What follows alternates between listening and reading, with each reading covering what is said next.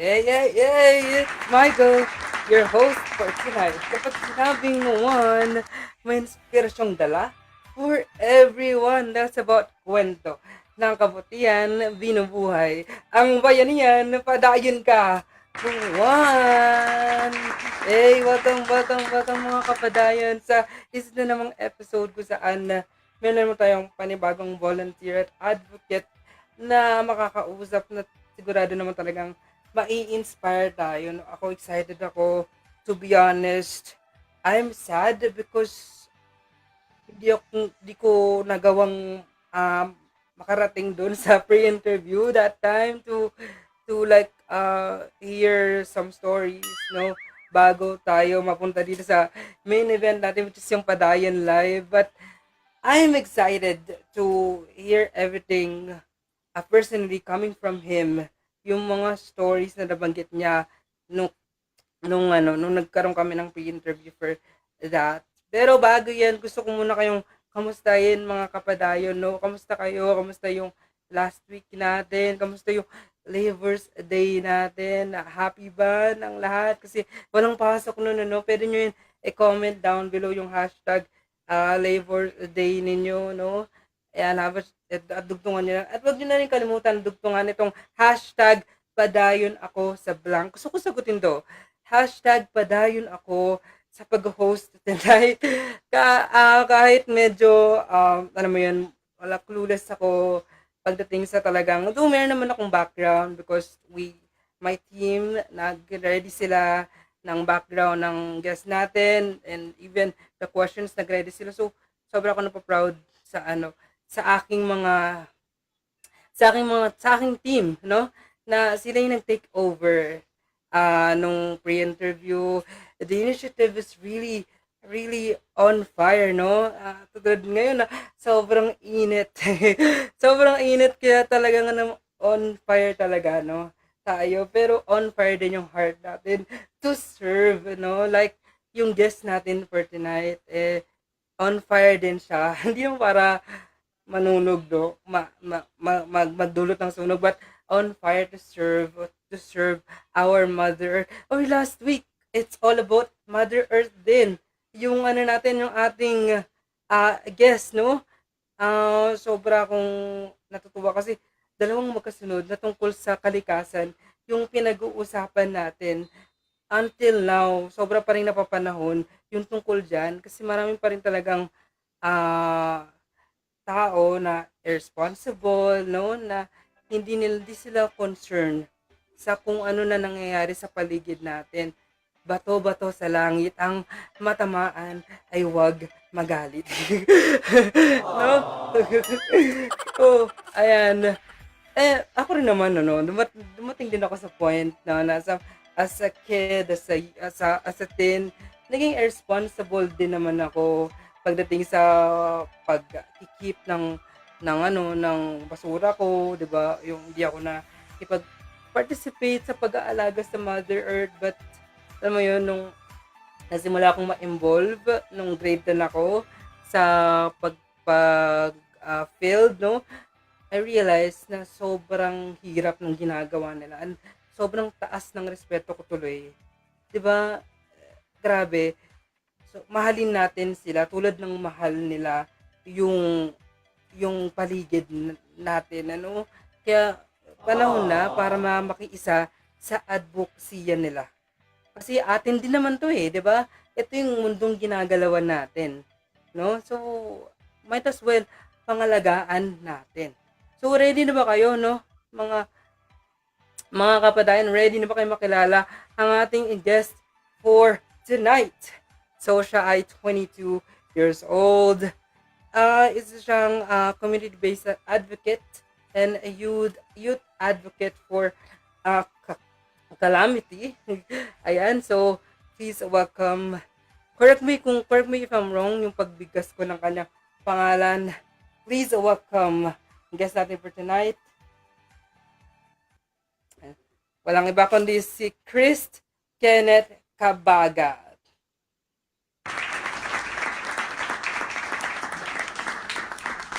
Hello. Hello po, hello. Isang Hi. makakalikasang gabi po, Kuya Michael. Hello po. Hi, good evening. Kamusta ka? So medyo Kamusta? medyo kinakabahan pero excited na ako na makapagkwentuhan sa inyo at mabahagi yung Mm. istorya na meron ako, ayun.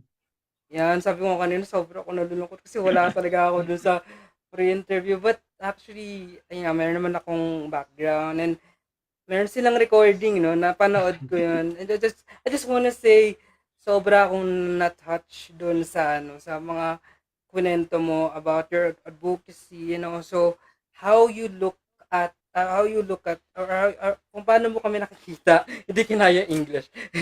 Kung paano mo kami nakikita, no, na as a volunteer din na bilang mga may mga visual impairment kami, no. So thank you for that. Napakahalaga nun sa amin na boost yung moral namin because of that. Thank you so much, ano. How do you want me to address you? CK na lang, Chris, CK. CK. Okay. Ayan. Yan po, mga kapadayan, si CK po. Ayan.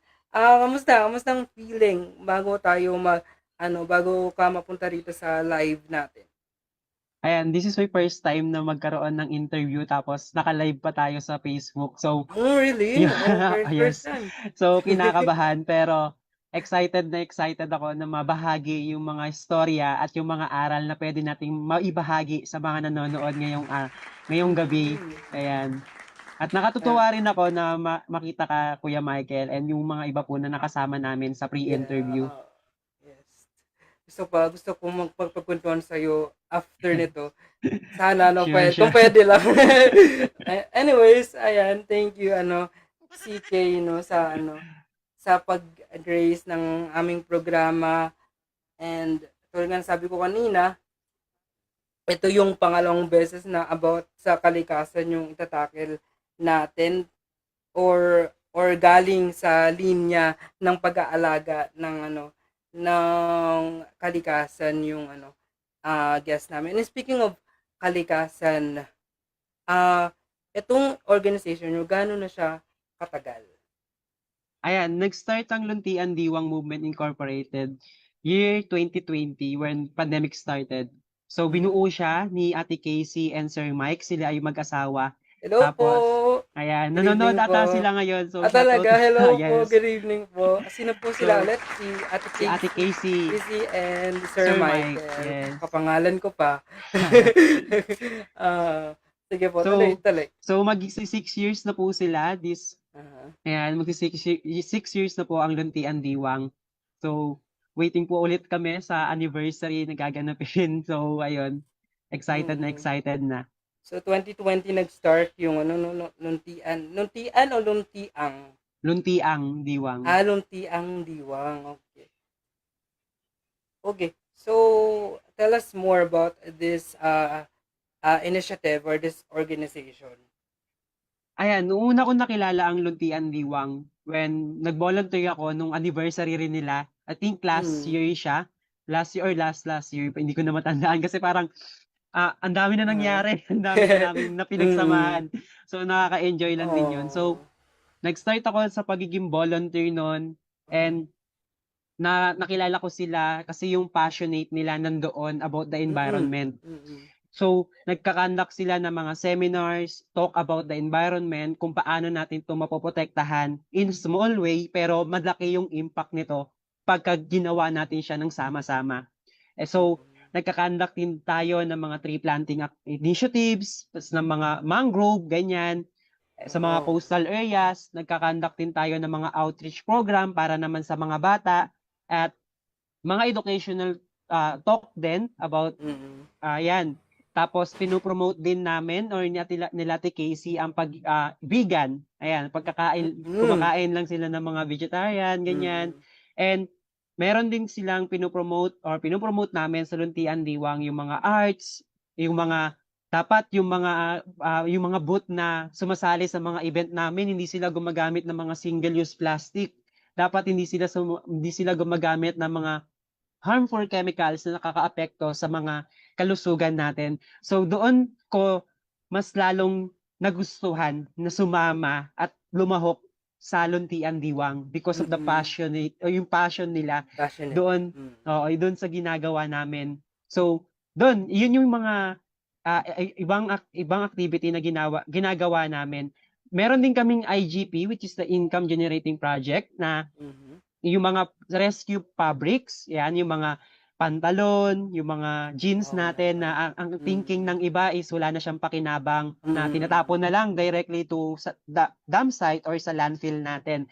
Pero sa Luntian Liwang, ginagawan namin siya ng paraan para maging may pakinabang pa siya. So gumagawa kami ng mga upcycled, katuwang namin yung mga volunteers namin para gumawa ng mga keychain, ng mga bucket hats, tote bags para ibenta sa iba. And patok siya sa masa kasi ano, 'di Mm. ba, nakatulong ka na sa environment, may fashionable ka pang puwedeng gamitin. Yes, oo, 'di ba, 'Yun, na magagamit pa ng mas maraming tao 'no, na yes. akala mo basura na pero iba talaga. Naalala ko tuloy dito yung ano, yung, I had or may pinanood akong anime before, ang title niya is Getsu Yakuda.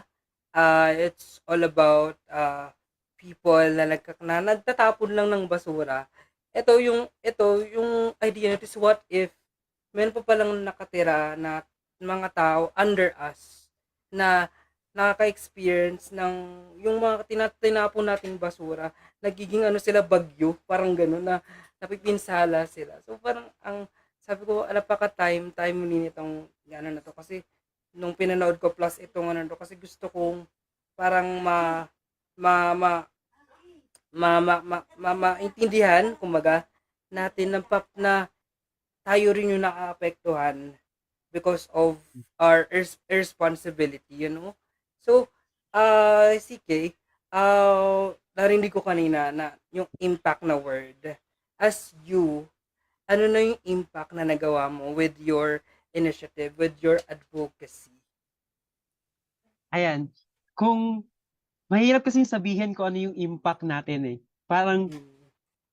kung ako yung magsasabi parang parang inaano ko yung sarili ko, parang tinataas ko, eh, 'no? Pero parang ang Mm. gusto kong mangyari, parang yung impact na gusto kong mangyari is yung gaano na kadami yung mga taong nasamahan ko para Mm. makilala nila or maprotektahan nila yung kalikasan. Kalikasan. Dun ko masasabi na may impact yung ginagawa namin kasi dumadami at dumadami yung mga taong nakikilala or mas pinoprotektahan o pinapahalagahan na ngayon ng kalikasan.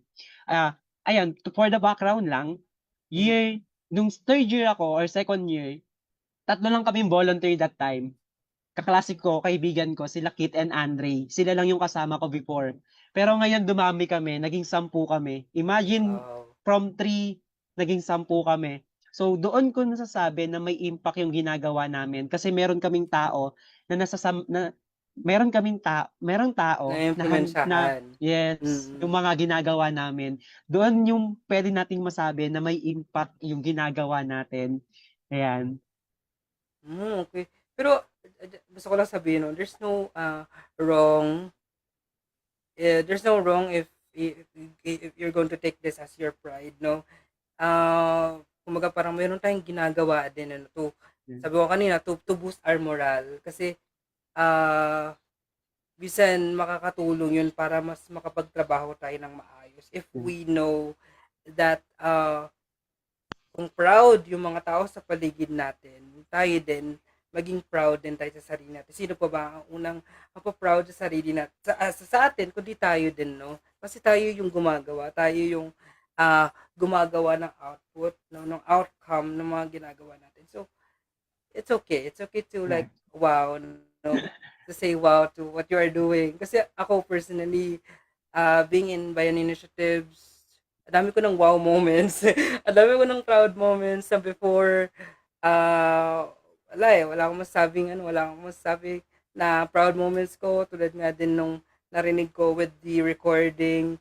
Sabi mo nun kung wala kang org ngayon, siguro tambay ka din after ng college 'no? Ako Yes, din, yes. gano'n din ako. Tambay din siguro ako but because of Bayan Initiatives andito ako. Willing to help and willing to lend a hand, paras lang yun. And of course to do initiatives and to also develop myself, to gain new skills. Na hindi lang ako yung makikinabang kundi marami rin ang pupuwedeng, makinabang sa skills na meron ako. So, yun ang gusto kong CK sabihin sa'yo, no? Yan. Pero Thank you. thank you for that. So, eto bihira to natatanong, I guess, sa mga volunteers sa katulad natin. Gusto ko na tanong sa sarili ko eh. Kailan ba natin o kailan mo ba na-realize na, uy, ito na, I'm doing all of these works, this initiative, I'm taking part of it, alam mo yun? Kailan mo na-realize o naramdaman na volunteer na talaga ako? Kailan yan? Ayan, kung babalikan natin yung year 20, I think, nung tumakbo si Leni Robredo. Doon Okay. talaga, doon Okay. nag-boost Interesting. yung, doon nag-boost yung volunteerism ko sa puso ko. Kasi doon ko nakita na lumabas talaga yung mga tao.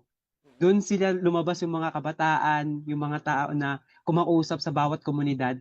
Doon ko na-realize na malaki yung parte natin, malaki yung parte ko para mabuhay or magising sila sa katotohanan. So doon nag-start siya, tapos nag-continue lang po siya nung nag-college na ako. Nag-join ako sa mga organization, sa mga university po namin. Tapos nagtuloy-tuloy na lang po siya, hindi ko na namamalayan na nagtuloy-tuloy na siya. Tapos lumabas na ng campus, nakilala ko na yung Luntian Diwang. Doon ko, parang doon ko na-feel yung fire. Nung yung nakita ko talaga na lumabas yung mga tao na pumunta sa mga komunidad, kasi first time ko rin po talaga na mag-join sa organization that time. Kasi parang wala naman po kung parang wala kong nung time na yon, parang ang thinking ko lang ako lang yung sarili ko, ganyan, sarili ko lang iniisip ko. Pero nung nakita ko yung mga tao talaga, dun ko napagtanto na part ako dapat or may ginagawa ako doon sa bagay na yon. Doon nag-start yung pagiging volunteer ko Doon mo sa mga iba't ibang na-realize. events. Yes, doon ko na-realize na part Pero, pala ako. pero ano mo na to? Parang pangarap mo na ba? Or parang there's something in your heart na saying na CK, mag-volunteer ka. Ganun. Parang pwede ka dun. May ganun ba? May bumubulong bang ganun sa atin? Hmm, Sa sa'yo? may times po na gano'n na parang Mm. yung katawan mo ayaw na kasi parang pagod ka I na. really, Pero pero yung puso mo ta's yung mind mo parang may kumakausap sa'yo na kailangan mong pumunta diyan kasi parang one time pumadayon. Pumadayon na. padayon to move forward. Mm. Yan. Yun yung may Mm. kumakausap. So, anong naging response mo nun nung time na yon na ano yung sinabi mo? Kinausap mo yung sarili mo syempre, no? Anong Ah, sinabi mo nun sa kanya nung sa sabi bulong na yun?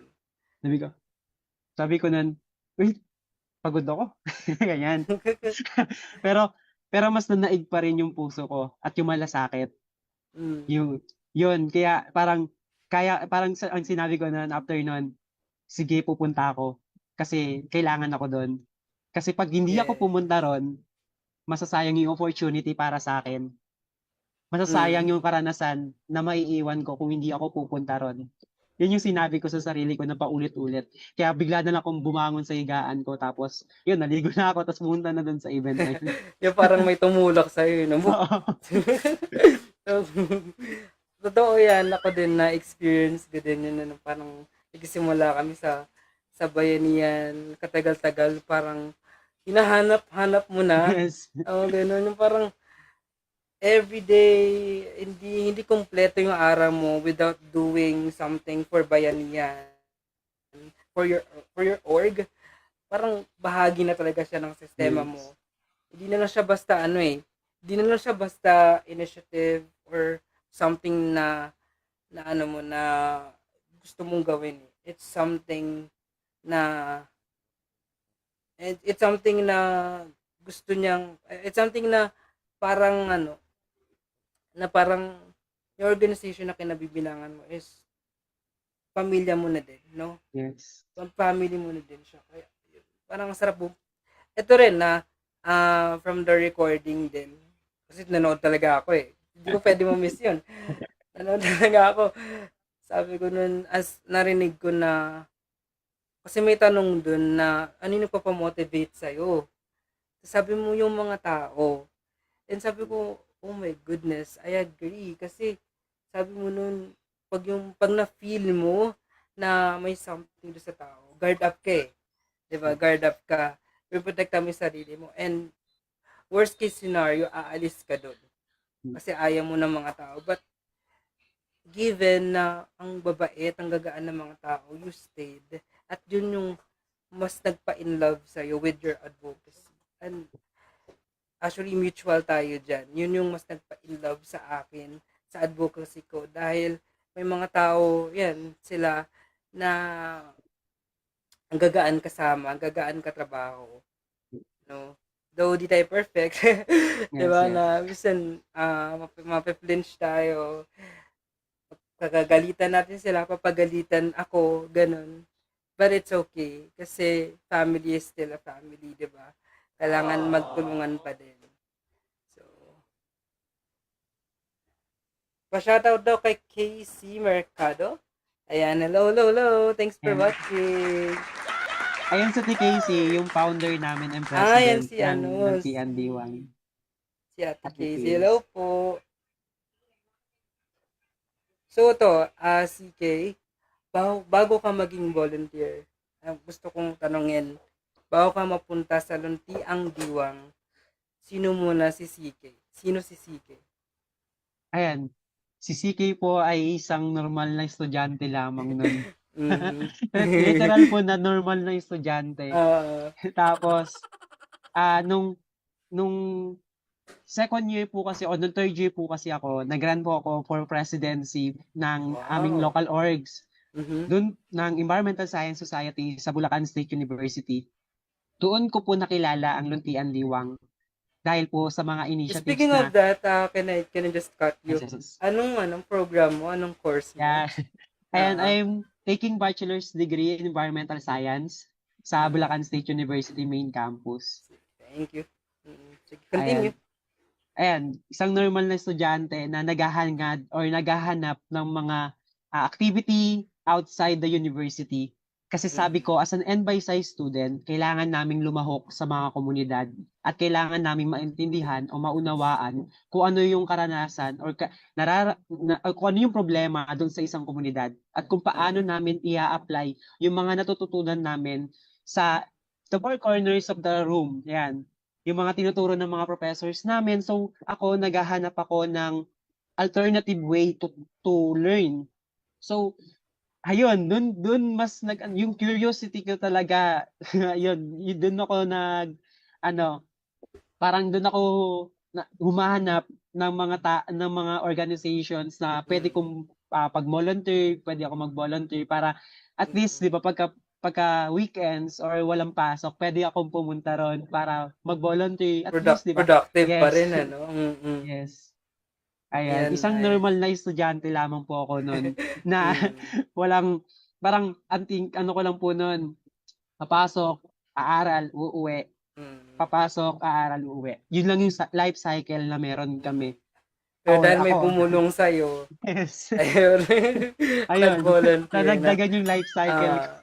Yes, let's do a comparison check, from you doing your organization inside the university compare sa Luntiang Diwang. Kamusta siya? Tell us. Ano yung differences? Difference po? Yes. Sa campus po kasi, limited lang po yung pwede namin gawin. Like campus initiatives lang po yung pwedeng namin gawin. Like for example, seminars, workshop, puro ganun lang po yung mga pwede namin gawin. Webinars, like compare doon sa initiatives ng Luntian Diwang na umaakyat ng bundok para mag-tree planting, pupunta sa coastal areas para magtanim ng mangroves. Tapos, ayan, may mga opportunities katulad nito na nakakapag-interview kami, ini-interview kami. So, lumalawak din yung networking namin sa Luntian Diwang and yung collaborations ng mga iba't ibang ng mga organization outside the universities. So ako, nung president ako that time, sinama ko yung organization namin. kasi yung opportunities dapat hindi lang sa atin eh. Dapat sinasama natin yung ibang nakapaligid sa atin. So yung buti gusto rin nila, no? Yes, kasi naghahanap din sila ng mga ganong ganong mga bagay kasi 'pag nakukwentuhan ko sila or sinasabi ko yung mga ginagawa namin sa labas, so Aha. mas na-curious sila para sumama or maghanap ng mga ganong volunteer work, Wow, ayan.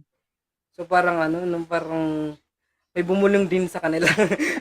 May Oo, bumulong sa kanila mag-ano ka, volunteer ka. Kasi hmm, totoo naman na 'pag nag-ano ka, 'pag nag-volunteer ka, 'pag nag-jump in ka diyan, biglang-biglang magbabago yung buhay mo, parang yes. biglang nagka-color tulad ng mga nasabi mo kanina, ano ka lang, normal ka lang na estudyante pero tingnan mo naman tayo ngayon ano, Yes, meron na tayong, ginagawa, hindi lang basta ginagawa, may nabuo pang initiative, may nabuo pang, alam mo yun, family inside that organization, yun yung masaya, eh.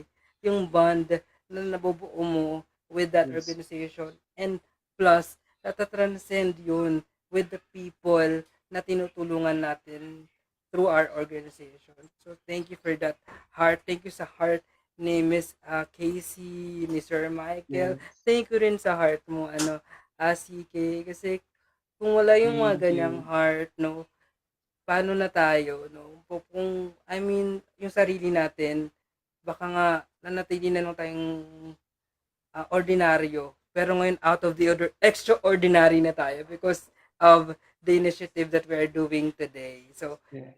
good job tayo dyan, CK. So, next, ano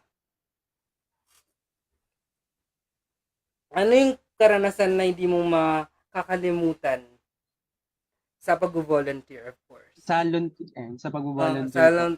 puwede na rin ano, sama na rin siyempre Ah, sa yes, university, eh. Gusto ko rin malaman, eh, sa university and of course dito sa Luntiang Diwa. okey po. Mag-start po muna ako dun sa university setup. Yes, sige, Ayan, sige. pinaka-memorable moment ko nung nag-run ako for president kasi hindi siya nakaplano, hindi yun Ah, planado, parang mhm. hindi ko in-expect na tatakbo ako for president kasi 'di ba nga parang normal na estudyante lang ako, Oo. hindi ako Na highly na intellectual. nabulong din? Oo, parang hindi naman ako Nabulong din? nabulong, eh. Sabi ko, Mm. "Magpasa ka diyan ng requirements." Ayan. Kasi Grabe, papabulong oo. ako diyan minsan. Sige, tuloy, tuloy. Ayan po. Oo. So, kasi po nung nag-president ako mas nakilala po yung organization namin at yung mga first year po namin ay mas pinili na po nilang mag-stay sa N-BY-SCI. So, for the background lang din po, ang environmental science po kasi ay underrated programs sa Pilipinas. Kumbaga Hmm, po, konti lang po ang kumukuha nito and mm. usually po ng mga nandito ay mga second choice or na-recon lang po sila.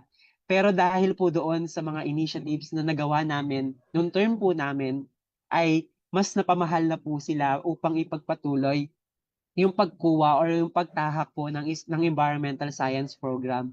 And Mm. yun po yung pinaka-memorable moment para sa akin kasi sobrang dami pong naganap, sobrang dami pong nangyari Mhm. na parang 'pag kinuwento ko po dito isa-isa yan baka abutin pa po tayo ng bukas. Pero Ah, to summarize lang po, parang buong term po talaga yun po yung pinaka-memorable mm, sa'kin. Kasi nakilala ko po yung mga tao, nakilala ko po yung mga kagaya natin na may puso at malasakit po para mm, tumulong sa ibang tao at sa kapwa po natin.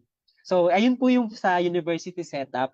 mhm. Sa Luntian Diwang naman po, isa sa pinaka-memorable moment ko is yung nag-tree planting po kami. Kasi may assigned Wow. task po sa'kin doon na Ah, kailangan kong i-discuss kung paano yung tamang proper way of planting.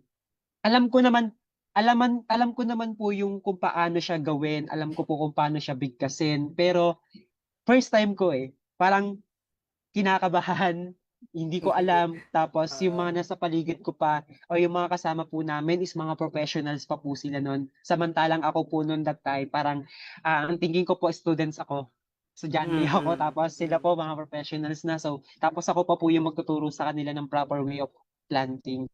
Isa sa mga ginawa po ni Ate Casey nung bumilog po kami, nagkaroon po kami ng nag-meditate po kami doon at Hmm. doon ko po na parang nag-inhale, exhale po kami, mas gumaan po yung pakiramdam ko at mas parang nakilala ko po yung sarili ko that time na Mm. ang gaan po nung pakiramdam nun na parang maiiyak ka na lang din po kasi parang eto na yun, eto na po yung moment na hinanda ka para gawin 'to. Dun dun ko po na-express yung sarili ko na kahit magkamali, okey lang kasi tanggap nila Ate Casey, nila Sir Mike, nila Kuya Joms, yung mga kasama namin sa Luntian Diwang. Yun po yung pinaka-memorable moment ko sa Luntian Diwang. Kasi, Mm. yung moment po talaga nun nawala yung kaba ko, nawala yung nawala yung pag-aalinlangan ko kung kaya ko ba siya. Tapos, may mga feedback din po galing dun sa mga professionals po na nakasama namin sa tree planting and okey naman po yung naging feedback po nila. So, nakakatuwa po yung or naano po yung puso ko nun na, Oo. parang, parang thank you. Goosebumps ako, CK. Goosebumps ako. Parang ayun po Thank yung you for that story. pinaka-memorable moment ko sa Luntian Diwang at sa org po Mm. namin. Gusto ko lang tanungin, eto, bago tayo patuloy sa Yes po. matapos, no? Question is, sino, may isa bang tao dyan sa organization, yung sa Luntiang Diwa, yung parang masasabi mong, yung a shoulder to cry on, yung parang lagi mo mapupuntahan, maaasahan if ever or whenever you are na in a situation na parang overwhelmed ka na with everything that is happening inside the organization at sa buhay mo rin na personally. And for me po, lahat po sila puwede naming lapitan, eh, or puwede ko pong lapitan. Mm. Kasi yung wisdom po nila, yung karanasan po nila, yung experience po nila, sobrang grabe, parang Pero ano, sino yung sino po lagi, yung no? pinaka Oo. kasi siyempre Sabi, si Ate meron tayong lagi, meron di ba? Yung lagi. sa Oo. parang nanonood po diyan. Si Ah, Ate Casey na po 'yan. oh, si Ate Ayan, Casey. Okay. napaka-supportive po kasi ni Ate Casey. Parang, ayun nga po parang may sine-send po siya sa'kin na application for ganyan, trabaho, ganyan. And Mm. binibigyan niya po talaga kami ng opportunity para matuto at para rin po mag-grow yung mga sarili po namin. So, si Ate Casey po yung someone na puwede kong lapitan anytime at Oh. Hi, ayan Ate po. Casey. Pwede ka ba maging ate din? Puwede 'yan, Mm. puwede. Kasi kung ikaw may Ate Casey ka, kami may Ate Binis naman kami. Oo. So, yan, maraming maraming salamat. Gusto ko pa sana patuloy pero hanggang 8:30 lang tayo, 'di ba? So, last na lang, ayan. Dugtungan mo na 'to. Padayon ako sa blank. Padayon ako para sa kalikasan, bayan at komunidad. Ayan, maraming maraming salamat, CK. Mabuhay ka. Thank you so Ayan, much. gusto ko pang marinig ang mga kwento mo kasi talagang nagugoosebumps ako pero kailangan ka na naming pakawalan. Ayan, maraming maraming salamat, Thank you, CK. thank you. Thank Thank you you rin po. sa Luntiang Diva for telling your story, for telling the story. Meron ka bang gustong invite, CK? And Mm. ini-invite ko po ang bawat isa na i-like po natin ang Bayanihan Initiatives Ay, thank pati na rin you. po ang Luntian Diwang. Mm. Para po sa mga collaboration, puwede niyo po kaming i-email sa luntiang.diwang@gmail.com. So ayun po, ini-invite ko po ang bawat kabataan, bata, matanda na sumama sa mga bawat po proyekto na ginagawa po nito. So maraming maraming salamat po sa pag-invite at sa mga nabahagi po nating mga istorya. At for sure po, hindi po dito natatapos ang ating collaboration dahil alam ko po na Yes. may susunod at may Mm. susunod pa po. Let's Maraming go. salamat po. Padayon. Thank Yes you, po. CK. Thank you. Thank you so much. Ayan, maraming maraming salamat kay CK. At siyempre sa ating sa Luntiang Diwa, no. Grabe yung naging kwento. Grabe, sobra ako na-touch. Sa totoo lang talaga, gusto ko pa siyang ituloy-tuloy at marami pa akong gustong itanong. Yan. But, kailangan natin matapos, no? And, konting reflection na lang. Ang ano ko dito, ang aking reflection dito is, ang reflection dito is, kailangan natin magkaroon ng puso talaga. Gawin natin parang first love. yung organization, kailangan natin gawing first love yung ginagawa natin. Kasi kung hindi sila first love, alam mo yun, kung hindi natin sila first love, mahihirapan tayo to navigate our work, no? Our initiative para ma-develop yung initiative na mahihirapan tayo doon. But because of that love, katulad ni CK, meron siyang love for our Mother Earth, na nagiging madali sa kanya na kahit napapagod, nagiging madali sa kanya na magpadayon sa sa initiative niya, no? Padayon ka, CK. Padayon kayo ng Tiang Diwa. So maraming salamat mga kapadayon. I know meron kayong mga gustong sabihin din, no? Tuloy natin ang kwentuhan dyan sa comment section. Sige lang, comment lang tayo. Marami kayong sigurado ako marami kayong napulot na aral at kwento. Pagkwentuhan natin yan. At ako pa rin, syempre, ang inyong nag-iisang lingkod, ang Program and Activity Officer ng Bayan Initiatives, Michael, na nagsasabing sa bawat kwento ng kabutihan, binubuhay ang bayanihan. Padayon ka, one, till next week. Good night everyone. Bye-bye!